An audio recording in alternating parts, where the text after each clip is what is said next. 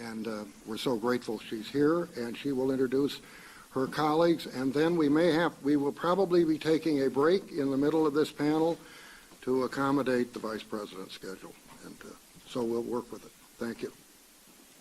Thank you, John, and good afternoon, everyone. Over the past year, the criminal justice system has received unprecedented attention from the media, from justice system stakeholders, and from policymakers at all levels of government. And the conversation about the criminal justice system and criminal justice reform has made its way into legal aid offices all over the country. There are two reasons in my mind for why that's occurred.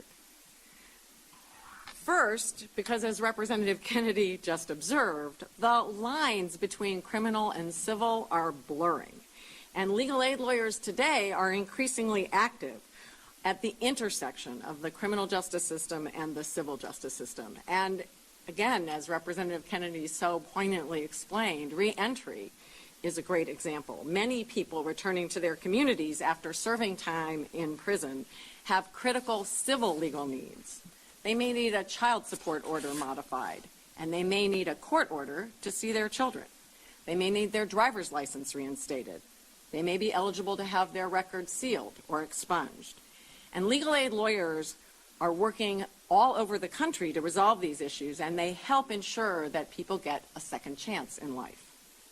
Nowhere is the overlap between criminal and civil more apparent than in the area this impressive panel is going to discuss, and that's fines and fees. In virtually every state, and in many towns, cities, and counties, legislators have increasingly insisted that the courts quite literally finance themselves and, in many instances, finance other government services through fines and fees. Courts, of course, impose fines for everything from traffic infractions to municipal code violations to felony offenses. But they're also required to routinely impose fees and assessments on top of those fines, which often double, triple, and in some instances quadruple the amount that's owed.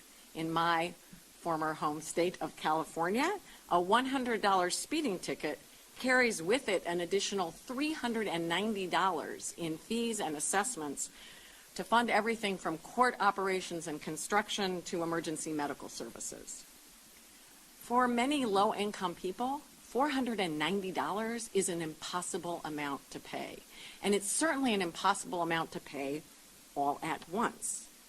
And in too many places around the country, the pressure to collect those fines and fees has resulted in the use of harsh and, in some instances, unquestionably unconstitutional tactics and procedures. You've all read the stories about people who are going to jail just because they are too poor to pay fines and fees. And that brings me to the second reason we're talking about fines and fees here today.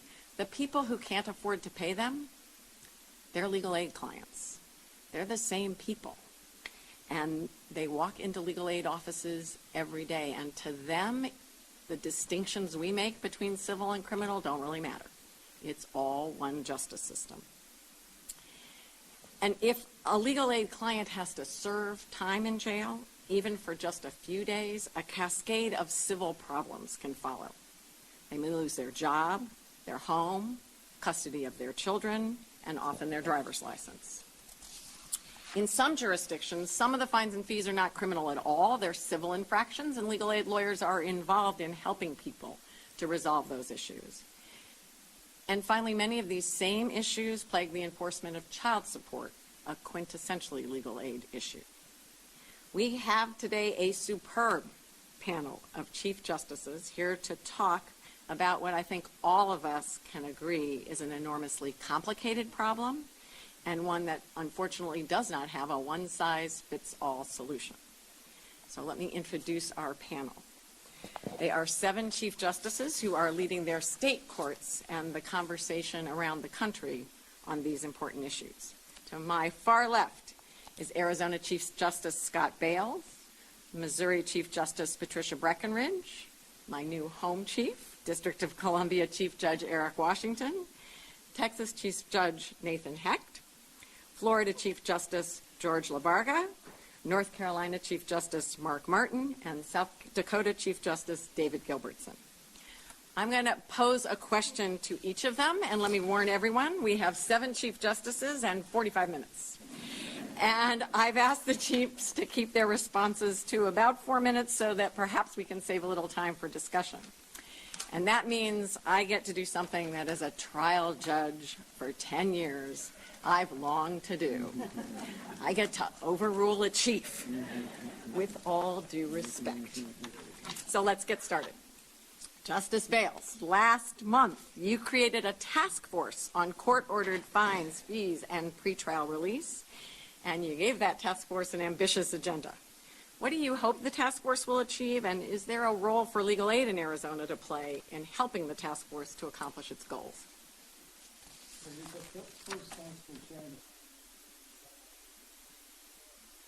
Set up the task force in the first instance because I thought it was important to state and reaffirm some principles that I think go to the basic fairness of our judicial system. First, I don't think we should jail people pending the disposition of criminal charges merely because they're poor. We should make those decisions based on concerns for public safety and to secure appearances. Second, I don't think we should jail people who, for reasons beyond their control, cannot pay fines. The third principle is I think we ought to focus on identifying court practices that will help people comply with their obligations. Things like alerting people to court appearance dates, being accommodating on flexible payment schedules, and trying to identify alternatives like community service for those who are unable to pay financial obligations. And finally, I think we, in thinking about sanctions, ought to be guided by the goal of helping people comply with the law and promoting economic opportunity and family stability. So that's the first reason I set up this commission. My second goal is to achieve pretrial reform. I'm trying to do indirectly what Chief Justice Washington was able to do directly here in the District of Columbia. We in Arizona are adopting a validated statewide risk assessment tool for judges to use, engaging whether people should be held or released pending the disposition of charges. Once we have that in place, I think there will be no circumstances in which a judge can defend imposing bail in a case. So I'm hoping to accomplish indirectly what here, as I said, the district has done directly. And finally, I wanted to set up a forum for the exchange among people in different parts of our criminal justice system, not just the courts, on how we can reduce our jail populations. It is a huge cost socially to those involved and to our communities more broadly to hold people unnecessarily in jail. And a lot of tremendous work is being done around the country with things like alternatives to jail, whether it's electronic monitoring, community service in lieu of fines. And I think if you put together a forum like this that brings together not only judges, but also law enforcement, the prosecution, defense counsel, you're able to often get agreement on basic changes that can both better promote public safety, better ensure fairness for those involved in our criminal justice system, and save our communities a lot of cost. And I do think there's a role for legal services for reasons already expressed by Congressman Kennedy and by Lisa.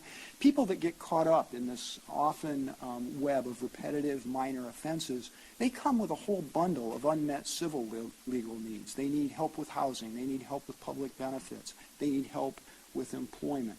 And those problems only increase once they're caught up in the criminal justice system. So I think there is a great opportunity for civil legal services to help break what many have accurately described as a self-perpetuating cycle of poverty and criminalization for some of the least fortunate in our communities. Justice Breckenridge, Missouri has been at the epicenter of both the problem of and solutions to the imposition and enforcement of fines and fees, particularly in municipal courts. Can you share with us your top priorities for reform, and how has legal aid in Missouri engaged in efforts to reform the municipal courts in your state? Most of you are familiar with the events of Ferguson and the civil unrest that came afterwards. And as a person who's been a judge for most of my adult life and committed to the justice system, it is particularly painful. So we have taken this as an opportunity to work very hard to restore faith and confidence in the Missouri judicial system. We have a unique circumstance. We have 591 municipal courts. 82 of them are in the St. Louis County. We have had a multitude of studies and recommendations and found that there probably 10% of the municipal courts in Missouri have challenges. They're an integrated part of our system under the Constitution, and they are a division of our circuit courts. Even though that is established by the Constitution, my husband would say they were treated as the redheaded stepchild, and I apologize to any redheaded persons here. But they were never recognized as part of the system. They didn't participate, and the Constitution gives the Supreme Court and the circuit courts supervisory authority, and until 2014, that was really not exercised. We have undertaken boldly and loudly to change that dynamic, to make clear that they are part of our system and that we are holding them to the standards that we hold all of our courts.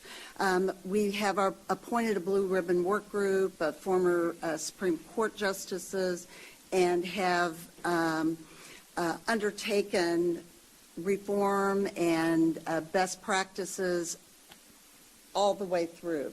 And that includes bails, fines, and costs. We already had a study ongoing in the courts, in the circuit courts, adopting a lot of those principles so that there is individualized assessment of a risk and flight risk, and that you have access to release pre-trial. We have talked about enforcement.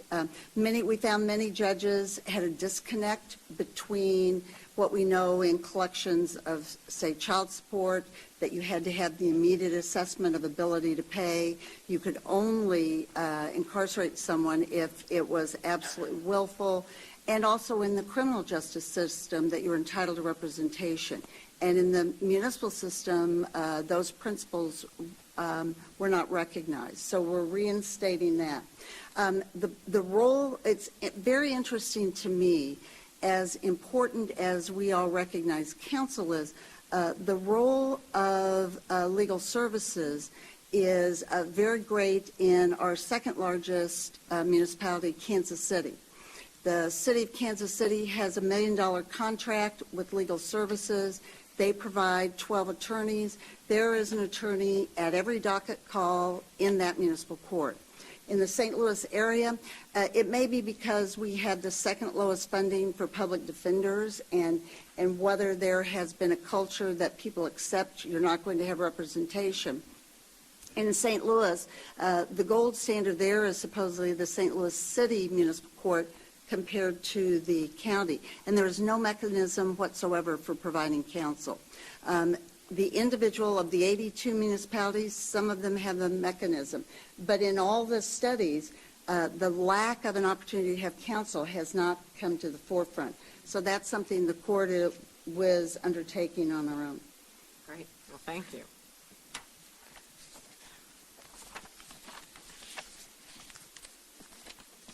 So, Justice Washington, you are a leader on issues of access to justice around the country and have been active on an enormous number of commissions and panels.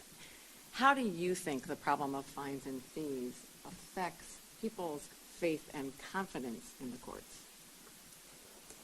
Well, I think Congressman Kennedy said it very well. I think it undermines, and our own research has suggested that the issue of money and fines and fees and the disparate impact on people who have less means than others, people who are poor, is dramatic. And it affects, as you suggest in your opening statement, their perceptions of the justice system, be it civil or criminal, and those perceptions are are not distinct as we might want them to be as practitioners of the art and the practice of the policies that we have in place in different areas that we think are addressing the concerns of our citizens actually are not distinct, and they should be viewed more systemically as opposed to sort of in different silos.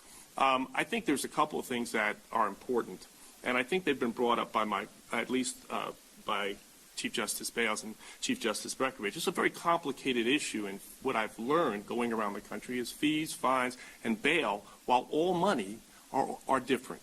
And from the access to justice perspective, when you're talking about fees and revenue generation, those are issues we really do have an opportunity to control. And I have to say, looking around this room, looking at people I've served with on commissions, looking at former ABA presidents who have made funding of courts a critical issue, my colleagues who have been involved in access to justice, as chair of the Conference of Chief Justices Access to Justice Commission for most of the last 10 years, we've looked at all of these issues, and in fact, back in 2011, 2012, and should I continue? 2011, 2012, when I served as president, the 1 year I did not serve as chair of that committee, the courts in the Conference of Chief Justices, recognizing the disparate impact that fees were having in the midst of funding crisis for the courts, undertook to develop principles. And we developed principles. And one of the main principles that we developed that we were hoping would be across the board, regardless civil or criminal, was Principle 7. And we talked about that the proceeds from those fees and fines should not be earmarked for the direct benefit of any judge, court official, or other criminal justice official. And when you look at what was underlying a lot of the financial incentives in many jurisdictions that were discussed, were having some of the problems discussed by Chief Justice Breckinridge, they were because those principles were ignored. And those are the kinds of things I know the Chief Justice in Missouri and other places are looking to develop. We would like courts to have core values that are consistent across the board. Working in the self-represented litigation area, we always are looking for ways to increase access to justice for people who have are otherwise prevented from accessing the system in an effective way. And along with that, looking at, of course, how fees and fines. And it's one of the reasons why the Access to Justice Commissions, which we have championed long and hard around the country, along with a lot of you, have been so critical. We don't have problems here, for example, and in many other states, with legal service provision and legal aid. We have those individuals talking with us on a regular basis. We need to continue that. Everybody needs to do that because it brings those issues close to, much closer to the courts. It helps us to continually engage with the problems and issues surrounding money and its impact on ways that individuals can access our justice systems on a regular basis. But let me also say that the issues that you raised about the how our money and use of money, fees and fines and bail, impact the poor, disproportionately impact people of color. And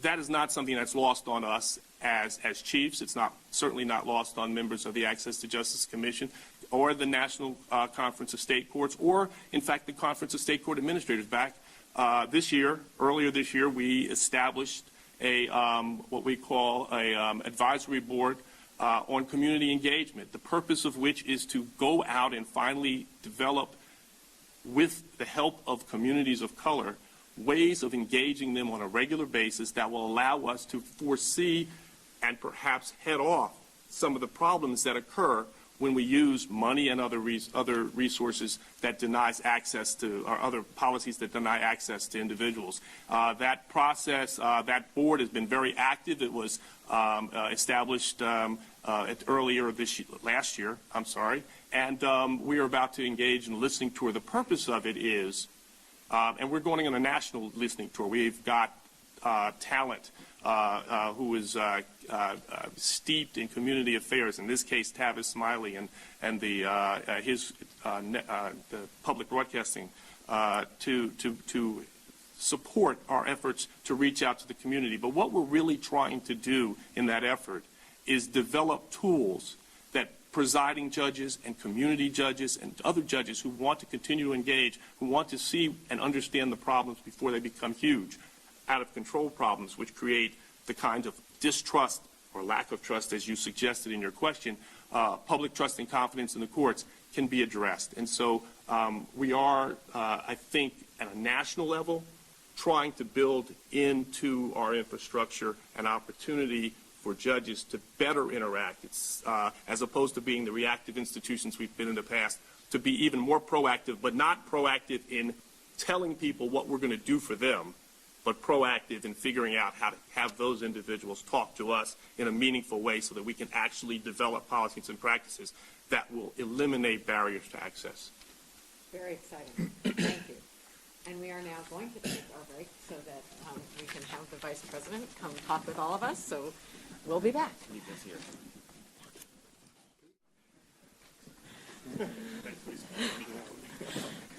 As Justice Labarga just leaned over and said to me, who's going to follow that? But no one better than Justice Hecht, because he's from Texas, and we all know they do it bigger and better in Texas. So, Justice Hecht, you just authored an opinion on the collection of court fees in cases where litigants had filed affidavits of indigency. And could you talk to us a little bit about the case and some of the rule changes you've proposed to address how courts assess indigency? Well, Lisa, as my colleagues have already said, looking at court fees and fines and how they're imposed and where they go and the whole system is very important to understanding and try and correct some of the abuses in it. Our court did have a case recently in which one of our district clerks in Texas was attempting to collect fees out of court costs out of parties after the case was over. So just a word of explanation. In Texas, the district clerk is an elected official. And we, since Reconstruction, we vowed that was never going to happen again, so we elect everybody in Texas, from the county surveyor up to the governor. And so the district clerk is an elected official and thought that it would be his responsibility and good government to try to go and collect these fees out of parties after their cases were over. In the cases, the court had taxed the fees against the person who incurred them, which is a typical way of allocating costs at the end of a case if somebody doesn't actually lose. These were all family court cases, and so it often happens in a family case that when the divorce is final and the custody is decided, and it's fairly routine, the court will just say everybody should bear his or her own costs. But the clerk understood that that would mean that the party would have to pay the costs even if the party had initially filed an affidavit of indigence. And so the question in the case was whether the clerk could do this, and then there was a procedural question about whether the correct remedy was to go back to the court that issued the judgment and ask for relief there, or whether an action like this, an independent action against the district clerk, could be maintained. And that's a little off subject, but it was a very important issue in the case because Texas has had a statute since 1846 that says if you've got a complaint about the judgment, you need to go back to the court that rendered the judgment and not attack it collaterally in a different court. So we held in the case that the affidavit of indigence, in the words of the rule, was filed, quote, in lieu of costs, so that actually the costs had been discharged by the party by the payment, by the filing of the affidavit, and then there was nothing for the clerk to seek to collect. And because that this was a policy of the clerk and not just a matter of how the judgment read, there was nothing wrong with the judgment, It's just that, as a matter of law, there weren't any costs to go after. But that process, that case came along at the same time that we were looking administratively at the filing of affidavits of indigence, the collection of costs in the courts of general jurisdiction. And interestingly, we learned in that process, in that administrative process, which is about to be resolved, that most of the clerks in Texas, maybe almost all of them, have not found that it was efficient or economical to challenge affidavits of indigence unless there was evidence at hand that the affidavit was false or that circumstances had changed. And so, as a result of that, our advisors and the court itself has decided that we should make it harder for clerks to challenge affidavits of indigence when the only issue is the payment of court costs, which just doesn't come up enough to justify those challenges. But then when the issue gets more important and the party wants a free record on appeal and the county's going to have to pay the court reporter, and then there may be more reason to go back and look at the affidavit more carefully. So I think as a result of that, that kind of a rules change will just make more sense. It will make it will be easier, better for the parties who are filing the affidavits of indigence. It'll be better for the clerks, and will fix a lot of those problems. We expect to release that rule change in the next few days, and we've already visited with the Association of Counties and others who do not oppose these kinds of changes. So I think that's helped us. And then, of course, we're looking at the bigger problem, as we are nationally, of fees and fines in the courts of limited jurisdiction, which is a much more difficult problem. Just to Justice Breckenridge mentioned a few moments ago the size of Missouri. We have 1,272 municipal judges in Texas and 807 justices of the peace. So we have 2,079 judges in Texas who are handling Class C misdemeanors and traffic offenses and parking offenses, and they take in a little over $1 billion a year, which the state's cut of that is more than they spend on the whole judiciary. So this is an enormous thing, and very different, operates very differently in different places. But it's important to begin to study that and try to find ways to make changes. Well, great, and with your leadership, we're confident those changes are coming. So, Justice LaBarga, in Florida, you too have a lot of fees. The legislature has added more than 20 new categories of fees since 1996 and increased other fees.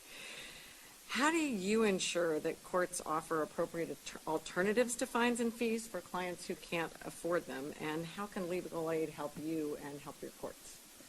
Well, first of all, as to the Vice President's statement as to domestic violence, I've been practicing long enough, 36 years, when all that needed to be said to a judge was, Judge, it's just a domestic dispute. And it was over. That's all that needed to be said. Obviously, we come a long way since then, but we're still hearing the question that he mentioned. The question being, why doesn't she just leave? And we're hearing that from people that we should not be hearing it from at this juncture. So we still got a ways to go with domestic violence. Having said that, as you mentioned, court-related fines and fees have escalated over the years. For example, in Florida, the filing fee for a divorce case is now about $400, with the exact amount depending upon the county in which one files in.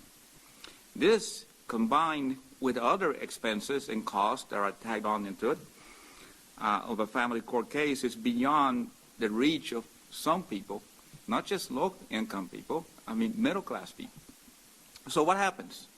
Low or moderate-income people have no choice but to postpone divorcing their abusers, postpone pursuing support for their children, or postpone taking other action that should affect the well-being of their families. These court-related fines add up, and add up quickly. Florida's courts have generated as much as $1 billion in revenue. A significant, in fact, most of it goes towards non-court programs. We just asked for a mere $25 million so that we can update our technology in Florida. That was denied. We got a cut of $2.7 million to the trial courts instead. You specifically pointed out the costs associated with reinstatements of driver's licenses. Florida loves to suspend driver's license. That is the solution to everything. You spit on the sidewalk, your license is suspended. And as in some states, driver's license sanctions are commonly used to punish individuals engaging in behavior unrelated to the operations of their vehicle. One of them being failure to pay child support, for example. You don't pay child support, your license is suspended. So now you can't get to work. So you work construction. You got to drive 20 miles to get to your construction site. What happens? You drive anyway. You get caught 3 times. Now it's a 5-year felony. So that's what we're doing with driver's licenses. Indeed, the majority of Florida driver's license suspensions, notices issued by the Department of Highway and Safety and Motor Vehicle Safeties, over 1.5 million in 2014 in Florida, are the result of just mere requests initiated by the clerk of the court. Most originate from failure to comply or failure to pay something. So you fail to pay, you get more. Driver's license suspension and revocation penalties, again, are intended to motivate individuals to do certain things that they're supposed to do. However, in many instances, the individual truly cannot afford to pay it. The penalties for driving with a license that is suspended or revoked increases per offense, causing individuals suffering financial hardship to become stuck in a revolving door. Drivers who are unable to pay their original fine or court fees may lose their ability or legally get to and from work, like I mentioned earlier. If they are caught driving when a license is suspended or revoked, they will incur additional court costs and penalties. And like I mentioned, you do it 3 times, then you go to prison. And in Florida, a person whose license is suspended for inability to pay penalties or court financial obligations has to pay a reinstatement fee in addition to their outstanding obligations. So, in many instances, the Florida clerks are required to accept partial payments of court-related fees, service charges, costs, or fines in accordance with the terms established by a payment plan. And the court, in those instances, can actually review the reasonableness of the payment plan. So we have some leeway there. In our state, a monthly payment amount is presumed to correspond to the person's ability to pay if the amount does not exceed 2% of the person's annual net income divided by 12. That's the formula. Additionally, a person who is ordered to pay certain civil and criminal penalties but is unable to comply due to financial hardship must be allowed by Florida courts to satisfy the penalty by participating in community service instead. So that's another option a court may have. Let's have the person work it off doing community service. So the problem now is that the clerks of the courts in Florida are permitted to hire private attorney or collection agencies, which, of course, they add a surcharge to the fines that they own once they collect that increase and thereby increasing the financial burden. So it's a revolving door there's not much help in the way technology is helpful. But as I mentioned earlier, we just were denied $25 million out of the $1 billion we collect. And by the way, the entire budget for the Florida judiciary, the third largest state in the country, the entire budget is 0.7%. And yet, every year, this year, we got a $2.7 million cut. So, other than perhaps making them work it off as community service or payment plans and things like that, I see no other way the way our statutes are structured, and that's very unfortunate. I think we should all nominate Justice Labarga to be the chair of a task force nationwide on driver's license revocation. Justice Martin, you've served as a trial judge as well as an appellate judge and, of course, as a Supreme Court justice. Thinking back on your trial experience, what do you think are the hardest issues trial judges face in the area of fines and fees, and how do you help judges with these issues, and is there a role for legal aid? Lisa, one of the best ways to help our trial judges is to vest them with standards, whether by statute or otherwise, and then allow them to exercise discretion to waive fines and fees, not only in criminal cases, but where there are barriers to access in civil cases. Now, the recent DOJ report should be a wake-up call to all of us, particularly at the state and local level. In my state, going back before the 1960s, we had a hodgepodge of municipal, local justice systems around the state. And oftentimes, fines and fees were collected and directly supported the budget of that local court system, generating revenue for salary increases, other needed court improvements. This is a bad system. We need to work together and make sure that we remove any systemic or institutional conflicts of interest in how fines and fees are collected. Now, if we give our trial judges these standards and we allow them to exercise discretion, and then fines and fees are recurring to the general fund, we can eliminate that conflict. And I think we need to take a hard look at our systems around the country in that regard. Now, in terms of hardest issues, the second aspect of that question, I think one of the chief issues that trial judges now confront is political pressure. Now, if I can do this without harming either one of my chief justices to the left or to the right, I hold up a recent newspaper, the legal newspaper from my state, dated April 4, and it talks about how the report details judges' waivers of court cost. Now, let's talk about that for a moment.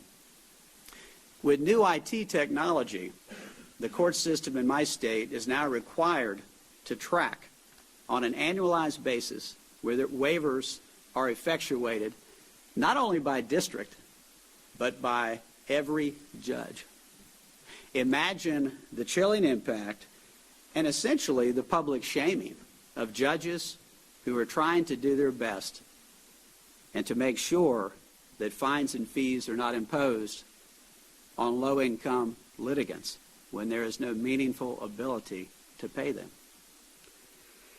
In many of these courts, there is limited or no staffing to evaluate low-income status beyond the affidavits that Chief Justice Heck mentioned. Let's redirect some of these IT resources from tracking what judges are doing in individual cases. Let's preserve judicial independence, and let's direct some of this IT ability towards helping our staff meaningfully evaluate indigency status in all of these cases. And last but not least, Lisa, you ask about, is there a role for legal aid? And the answer is absolutely. You've been doing a great job. And let's talk about three distinct ways where I think we can do even more. This is an old issue, but let's work together to make sure that our state justice systems are adequately funded so that we are less reliant on fines and fees to run those systems, and they can be supported by general revenues.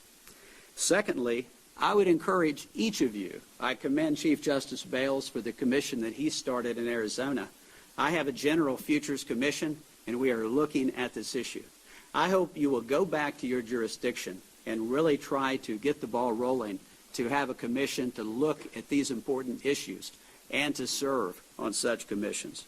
And finally, let's make sure that clients of modest means are aware of all of the collateral consequences through failure to pay fines.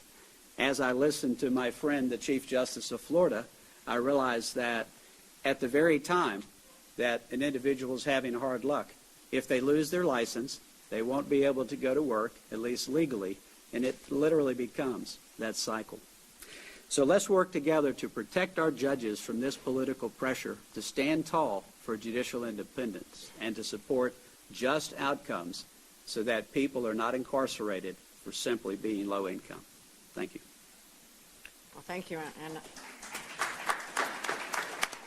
I think Justice Martin has just nominated all of us to be advocates in our own communities for these issues.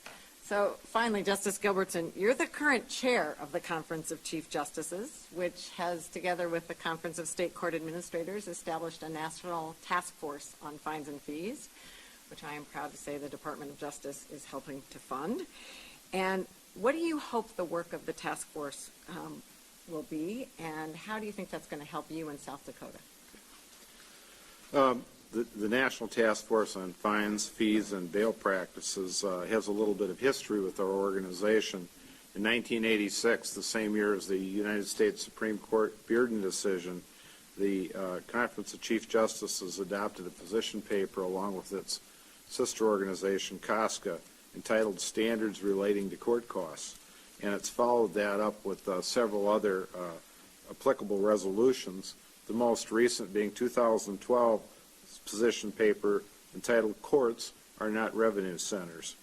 We've long taken the position that court functions should be funded by general operating funds of the states to protect individual rights of all citizens. In past November in this city, CCJ and COSCA's Board of Directors established the National Task Force on Fines, Fees, and Bail Practices. And it's chaired by Chief Justice Maureen O'Connor of Ohio and Lori Dudgeon, the State Court Administrator of Kentucky. It's comprised of 22 members, distinguished judges, court administrators from state and local courts, legal advocates, policymakers from state, county, and municipal government, academic, and representatives from foundations. It has 3 working groups looking into 3 different areas. The first is access to justice and fairness, and that group will recommend industry standards following the teachings of the Bearden decision. It will look at access to counsel dispositions when they go from the threat of financial sanction to the threat of incarceration. And it will recommend standards for pretrial release options and alternatives to cash bonds. And finally, it will look at the application of mobile apps and other technologies to make our court system more user-friendly to those who come into contact with it. The second work group is the work group looking at transparency, governance, and structural reform, and it will review statutory and constitutional authority for establishing courts, including minimum requirements to ensure fairness and access, and it will examine authority of local courts for setting, collecting, and waiving court-imposed financial sanctions, including the pay-to-stay. It will look at pretrial release options. It will look at the use of traffic ordinances for raising general government revenues and consider creation of statewide models for statutes and court rules for uniform fee schedules, traffic citations, and other forms of sanctions. The third work group is entitled Accountability, Judicial Performance, Qualifications, and Oversight, and it will review guidelines for the selection, tenure, quality assurance, and oversight of all court judges and applicable codes of judicial conduct. And it will make recommendations regarding the appearance of fairness, impartiality, and conflicts of interest with respect to part-time judicial officers, and it will consider mandatory training and education requirements. The task force has already held its first meeting, and I think It is an example of everybody needing to strive together. Don't you remember when we were young kids and you got in that rowboat for the first time and you had to figure out that everybody had to row and sink if that boat was going to go forward? If you didn't, just went around in circles. As far as South Dakota, I think we're in pretty good shape, but one thing that came to my attention is that most of my state is rural. And it's not just South Dakota. 48 of the 50 states have rural areas. The problem there for legal representation is that most of the attorneys are my age or older. They are aging out, they are leaving, and no one is coming in to replace them.